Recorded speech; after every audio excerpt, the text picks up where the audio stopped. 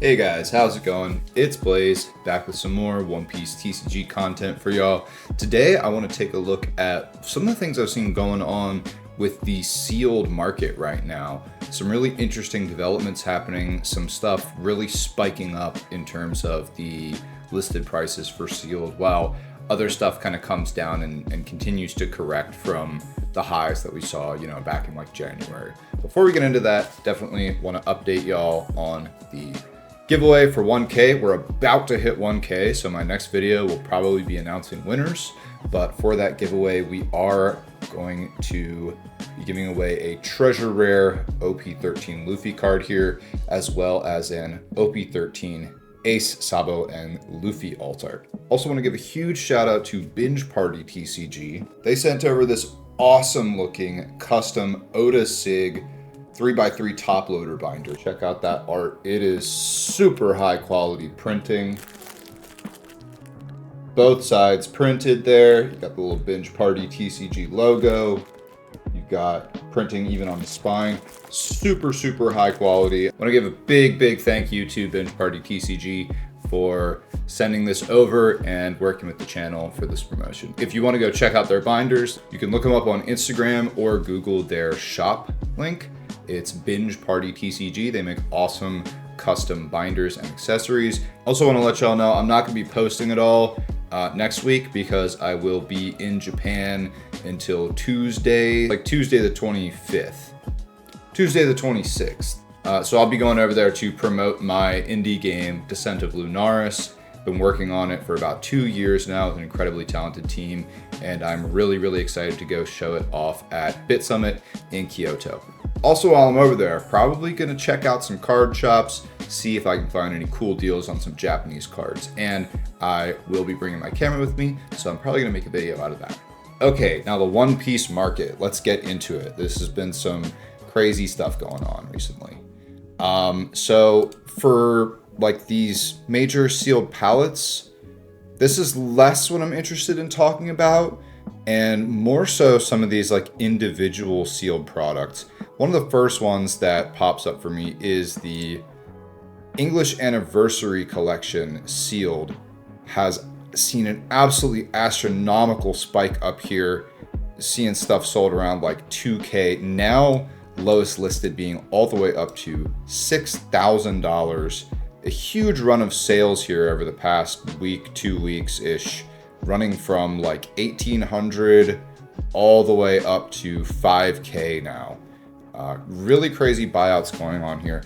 I'm not sure if this is like an engineered thing or if this is something that people thought was undervalued previously. I feel like I'm not really sure on that. This does feel a little bit crazy, but at the same time, I do understand people looking at this saying, okay, well, this is the very first anniversary collection. And as we get close to that 4th anniversary over time, the staying power of the game has kind of been showing itself, at least for the past few years. And I can see why people are making this bet here. This does feel a little crazy, but it's definitely interesting. And I think all the values of obviously these singles are going to come up drastically due to this new kind of buyout run for the sealed version of the product. So for cards that are contained within this, you can expect to see especially stuff like the Luffy going for really crazy numbers here coming up in the next couple weeks. Now for some of these sealed individual boxes, we are starting to see things come back up a little bit from these dips that we saw down below 1K. Looks like we're back up above 1K again, going around 1,025 to 1,050 right now. So some of these individual sealed boxes are definitely rebounding a bit. Now, some stuff like EVO1, you're not seeing that as much. It's kind of still continuing to correct down to around 800 bucks or so. We are also seeing the 2nd anniversary set going up quite a bit here, up to 1,300. Now, it looks like it's been falling off in terms of sales here, with the last highest sales being down like under 1,200, but I'm not sure what happened. We're currently sitting at 1,350 as lowest listed, which is, I believe, a new high sale record. Yeah, that would be a new high sale. So these anniversary sets are really going on a run here, which I think does make some amount of sense. But yeah, this is an interesting one to see. Similarly, with the gift collections, we are seeing these gift collections go up considerably here, up like 20%. Looks like, you know, we were seeing sales for a little over 1,000 back in January here, and they've gone up considerably, about like 1,200 last month, and now we're seeing 1,400, 1,400, 1,600 at high quantities too, right? So the people who are buying this seem to be under the impression that this is going to be something that's going to continue to go up, and they want to get in now. I do see it. I do see these kind of limited numbers of these special treatment boxes. Over time, as we get further and further, you know, out from the kind of early era of this card game, I do see some of this stuff from the old days, so to speak, potentially going up in value really significantly. So, you know, that might not be too crazy of a bet there. We'll see how it pans out. Treasure booster set displays just going up and up and up. Treasure boosters in general, these things are absolutely going crazy. We're not seeing like sales here for some reason in the past 3 months. Clear filters. Are there? What filters do I have? Okay, not sure what's up with that exactly. But we are up to a situation where the current lowest listed is at $2,500. This is a pretty significant increase, I believe, from the last time we looked at these. I think these were below 2K. So I'm not sure what happened there if we're not seeing the sales data recorded on TCG Player. Entirely possible that some of those boxes were sold on sites other than TCG Player, like eBay or directly at card shows, whatever. But yeah, this is where we're at now. $2,500 for a display set of 8 treasure boosters. Pretty wild. I do want to also talk about these starter decks that were released like over a year ago now. The Uta one is here. We're up to 400 for a display of this. Now, I do believe these came with, I think it was either PRB or OP11. No. These are the PRB ones. Yeah, I believe these are the PRB ones. God, that was like, what, 2 years ago now? Crazy. These are starting to go up, I think just because this is really like a secret PRB sleeve pack, right? So people have kind of realized, oh wow, these starter decks are kind of secret PRB packs here. And we're starting to see the prices go up on all of these. We got the Edward Newgate one up at $420 here for ST15 displays. And then here we have perhaps the most interesting one, the ST18 Ploofy starter deck, going kind of crazy. This is not a display here. This is a single brick deck here, up at almost $150 here, creeping up over the past couple months. But yeah, these have gone quite high now. I'm assuming that these are more for the pack than the brick. Yeah, includes PRB01. But I guess because this deck has a Luffy leader in it, that's unique art for the starter deck, that is like inherently raising the value just because Luffy tax. I'm assuming that's what's going on here, but I can't say for sure. This also does include the Luffy Taro and Zorojuro cards that have been staples for purple for quite a while now, so maybe that is also a consideration. But yeah, this ST18 Ploofy starter deck going absolutely crazy, $141 for one copy. Now, this was kind of inevitable, but we are also starting to see the rise of the illustration box volume 5 and 6s here, up to $91 here. Obviously, this contains 2 packs of OP13 and 2 packs of PRB2. Anything that has OP13 in it, I think even more so than the PRB packs, is going to see an increase in value over time, as well as the fact that this has an Ace promo and a Sabo promo available that are exclusively from this box. We're seeing prices going all the way up to $91. It looks like somebody was selling them for close to Yeah, these were actually going for close to 100 not that long ago. I was not really paying attention to these 2 weeks ago, to be honest, when they hit that peak there. So I guess they're starting to come back down a little bit from that peak, but yeah, definitely a lot of movement here on the illustration box, volumes 5 and 6. The volume 6 one going up a little. I think the Law and Rosinante promos are probably just a little bit less desirable to people than something that has an Ace promo on it. I'm assuming that's what the difference is, because these contain the same packs in terms of like sealed pack value. Although it looks like somebody sold one for 150. 4 for 150? Why are you buying these for 150 for 4? What? That's crazy. And now they've come back down to around like 90 bucks. So again, there was a big spike here about 2 weeks ago. I was not really watching the market 2 weeks ago, to be honest. And so, yeah, I kind of missed that one, but yeah, still overall trending up pretty hard. I think this was like, again, pretty easy to see coming. I mean, these illustration boxes were always going to do pretty well. Too bad I bought mine and immediately went and ripped them, chasing for OP13 goods that never happened to materialize. OP13 really, that was not a good set for me. We are also seeing a little bit of a rise here on the 3 Captains ST10. I mean, nothing crazy from like the past couple months here, but looks like we did see a sale a couple months back for over 100 bucks. I think these settling again makes sense. I'm not sure quite why they got that high.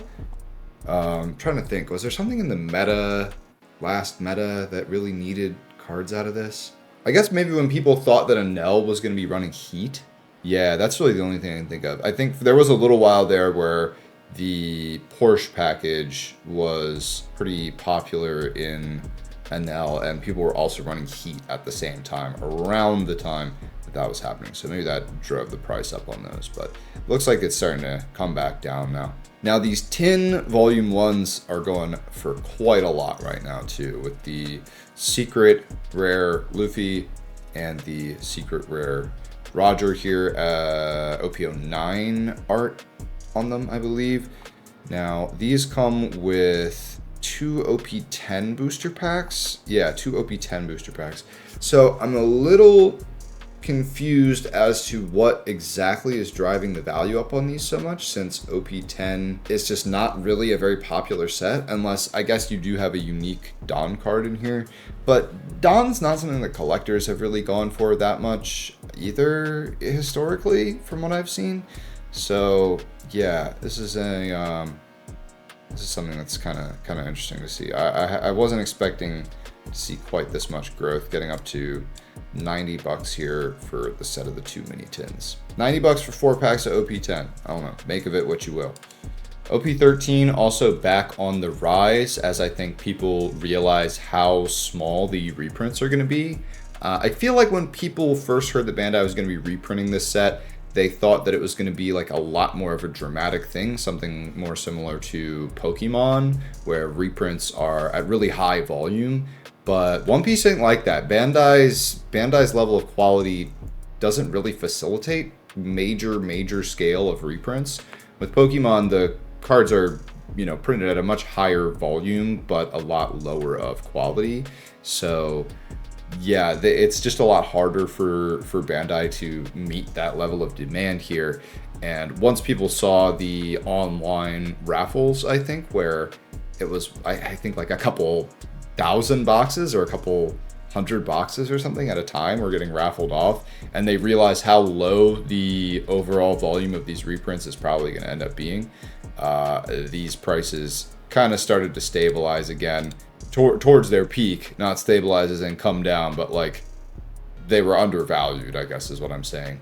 And yeah, we're seeing them consistently go back up here to pretty much where they were. I sell at 750. That's a little crazy, but yeah, back up over 600. I don't think these are coming down too much below 600 for a little while. Maybe when the full reprints happen, if there's going to be more, we see it dip for a little while, but I doubt it'll be that long. EVO3, however, not really seeing the same kind of an effect here, which I find a little bit surprising.